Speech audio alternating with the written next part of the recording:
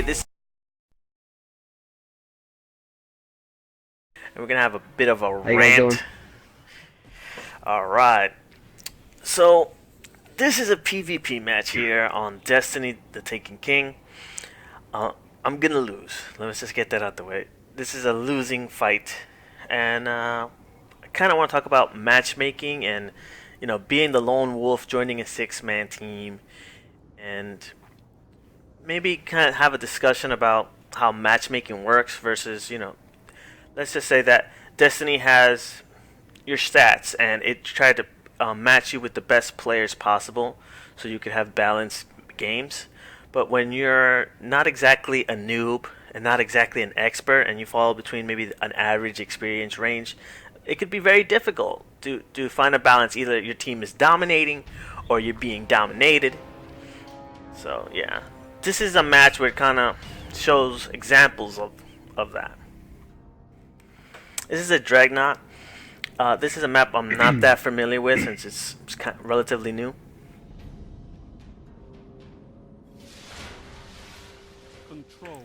Alliance, you know about this, right? You know how it could be kind of tricky to get into a good match. I always feel like that. I mean, when I'm especially when I get into a match, and I'm more of a run and gun type of player, so I'll get in there. I'll capture first. I'm going straight for B. I'm not gonna try to flank. I'm not gonna try to do any of that. You go straight to try to kill him, pretty much. Yeah, Problem is, you need your teammates to back you up. yeah, you do. And if everybody's spread out, if everybody just goes their separate ways, just trying to, if you have a bunch of running gun type of players on your team, then it's not gonna be very good. You need tactics. You need to get in there. Which team?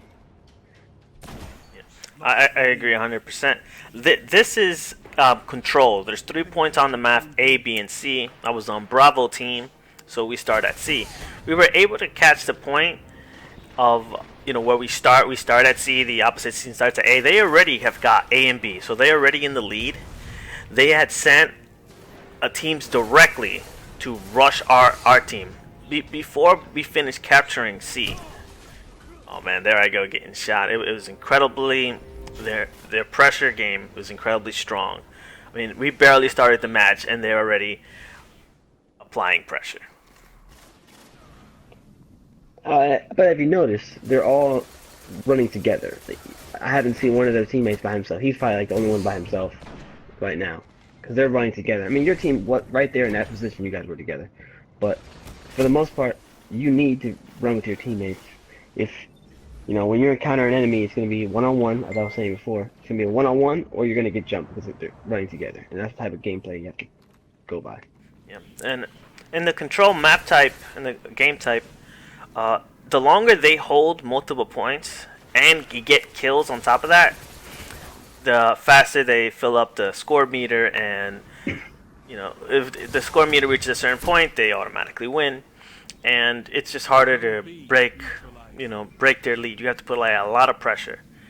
See, my team, I spawned near my teammates, so I go and I help them catch. This is just one player capturing the point. In order to capture a point, you have to stand in those circles and spend a couple seconds there with no defense, no cover, and hold it down. Once you I have mean, but that, you can already see the problem. You can see the problem with your team. Like, look, you look on the map right there. It says one arrow's that way, one arrow's that way. One guy just died right there. You're in the back.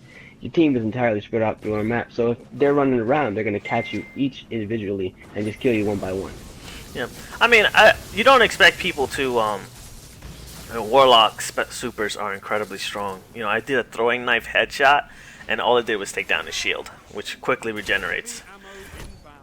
See, that's the kind of stuff that makes you mad. Their team is so dominating that I spawn between two enemies. Even though I was able to kill one, I literally just paid the penalty of dying by having to respawn and have that time gap, and then bam. I mean, that also means that your team was spread out because they didn't really know where to put you. Oh Right my there, you should have goodness. just ran. Yeah, but Right I there, also had my ran. super. I only needed not to miss, and sometimes you miss. Hey, That's true. sometimes you miss. So we have C.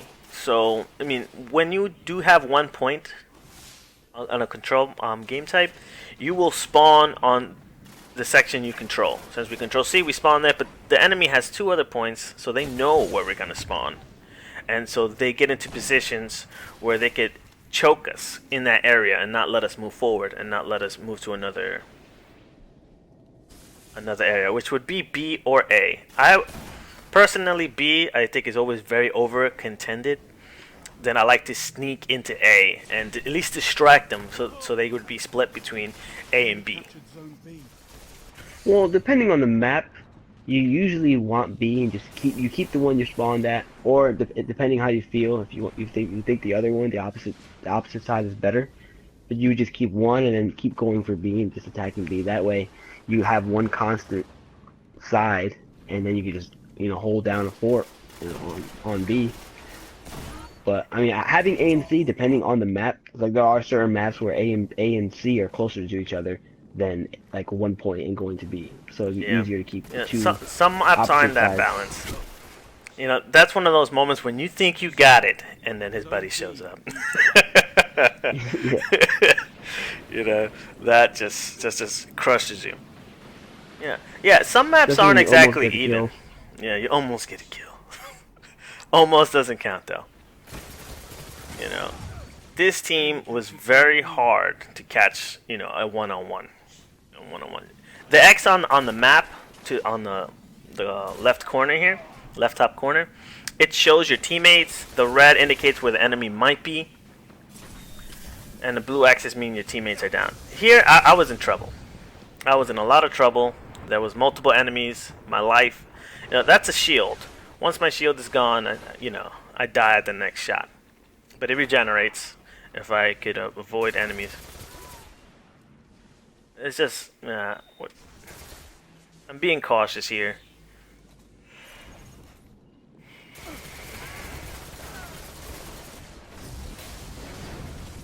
That's good. Yeah, I was able to choke them right there. Luckily, my super filled up just in time. Yeah, but you see how they were coming for you. There's 3 of them. Yeah, that's about right. None of your teammates were even on the map. Yeah, I should have been dead. I should have been dead. Yeah, of course. That's why I like to play in team of 6. We're all on the mics. We all know, hey, 3 guys here, 2 guys here. Hey, they're coming from the left. They're coming from the right. Let them know what's going on, because if you just everybody's on the map, you guys are all running around. No one knows what's really happening. Some people don't even play the game mode. They just go in there trying to get kills, trying to do bounties. I agree. Get the points up. That's about it. The best you can do is get a mana 6, but you can't always do that. Sometimes you just want to hop in and play, and then it's up to the game to match you with the best possible team, so you can have a balanced game. I'm not going to say this game was incredibly unbalanced, because I've played games where I couldn't get a single kill. Not even a single kill. No, but I mean, they know they mess up sometimes. The game knows they mess up sometimes on matchmaking, because it'll tell you after the match is over. It pops up, says we're breaking this team to better equal out the teams. So they know they mess up sometimes, and you either dominate the other team or you get dominated. It's true. Oh man, I love that gun. It might be more of a PvE weapon, but I just like the little. They got a little knife on the front. It's just the Monte Carlo is absolutely cool. I'm more of a hand cannon. Yeah, I'm really more of a hand cannon guy, but since the update, I've been trying to switch it up. For some reason, I think the auto rifles are my least favorite weapon. I mean, if I had to choose one, I'd go for a scout rifle, then a pulse rifle, then a hand cannon. To the Me, I would go hand cannon, scout rifle, then maybe assault rifle. Pulse rifle. Actually, no. I would go hand cannon. Scout rifle, pulse rifle, then assault. Yeah, I'm saying assault rifle is my least favorite. But I think they got a better balance now. I think they've really made improvements on it. God dang. Now for your special weapons, I prefer a fusion rifle all the time. Sniper rifle seconds, shotguns. For some reason, I don't know what it is. I think it's my luck, or I don't know. But I personally will shoot somebody with a shotgun, and it won't kill them, But they would just, run up on me, they'll slide real quick, and then get up right under me and just shoot me with the shotgun and kill me every time. I I despise hate the shotgun. shotgun. I despise shotguns. Oh, nothing I could do there. Very limited options. But me, I have throwing knives, and so I use this. My personal favorite for special weapon is the sniper rifle, just because I like sniper rifles. I like sniper rifles in all kinds of games. So the idea of a one-shot kill, is much of an allure for me, but not in a sense of shotgun. Blast you, up close and personal. I like. Yeah, I like the sniper rifle too. Sniper rifle takes a little skill. I mean, not too much, but you gotta, have some aim at least. Shotgun's like, as you get in there, you're close by, you shoot him, he's dead. Yeah. I mean, it's a good tactical weapon, especially when you have teammates. Let's say an assault rifle team, kind of like how they just ran that play. They had me distracted with shotguns, and there was a guy rushing in. Mass agility. Oh well, the video's coming to an end. That was good. It was a good little rant about matchmaking and some of the elements that are like under the hood of games like Destiny and other first person shooters. I hope you guys enjoyed our little rant. And if you got anything to add, leave a comment or tell us if you enjoyed the video. Anyway, thanks a lot.